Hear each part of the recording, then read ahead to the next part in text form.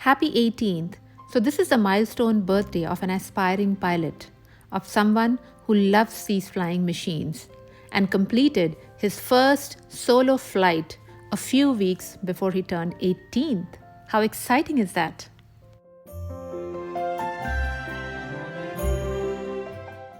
I had the pleasure of doing this cake for the special occasion. This was my first number cake, and I am glad it came out pretty well.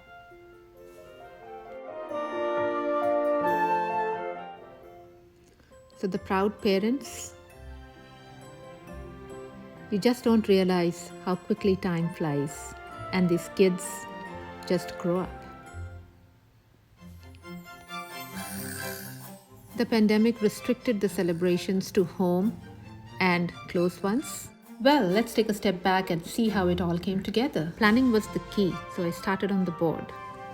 So the rectangular one would give me the number 1, and these two round pans would give me the number 8. So this time I chose Alma's cake mix. I was using this for the first time. I liked that it was colored.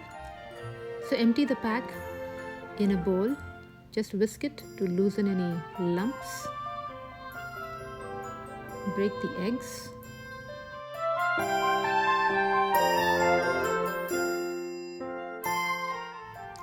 Add the water and then mix with the electric mixer. Make sure to scrape the sides to incorporate everything and beat till you get a nice and smooth batter. So I took this 9 by 13 inch pan to do the cake. This would give me my number 1. I was pretty excited because I was doing this for the first time, and I constantly prayed that it comes out well, and it did. Next we'll start with the small cakes that I needed for the number 8. I used the second package of the mix and evenly distributed the mix in the 2 pans and baked the cakes. So you can see these 2 cakes are out, and this one too. So I have all the cakes that I need for my number cake. I can already see the number 8 there. I was excited at this point. You can see the cakes are nice and soft. Next I did the vanilla fresh cream for the filling, and then came the fun part, the assembly. So I used this stencil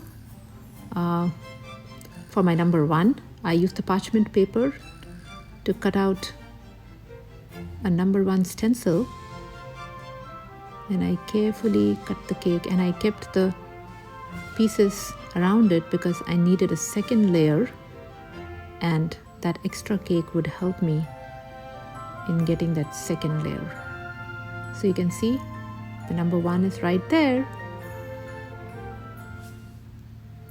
Exciting.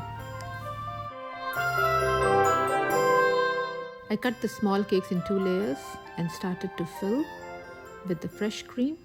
You can see I'm piping it.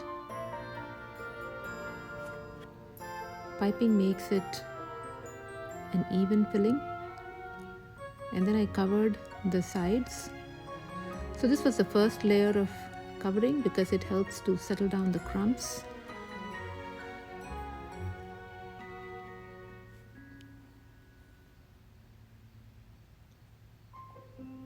I kept it in the refrigerator, and then I repeated the same with the next cake.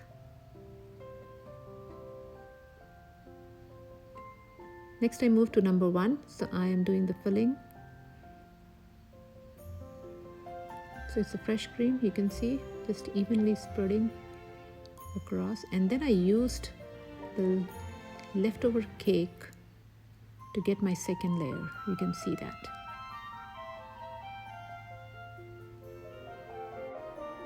Then I started to cover the top with fresh cream. I was really very happy by this time because I could see things coming together.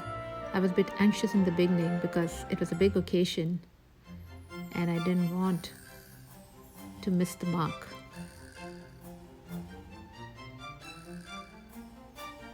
Then I diligently covered the sides, the number 1, with the fresh cream. So I kept pushing it inside the refrigerator for a while in between, just to settle down the cream and allow a better finish. Here we are.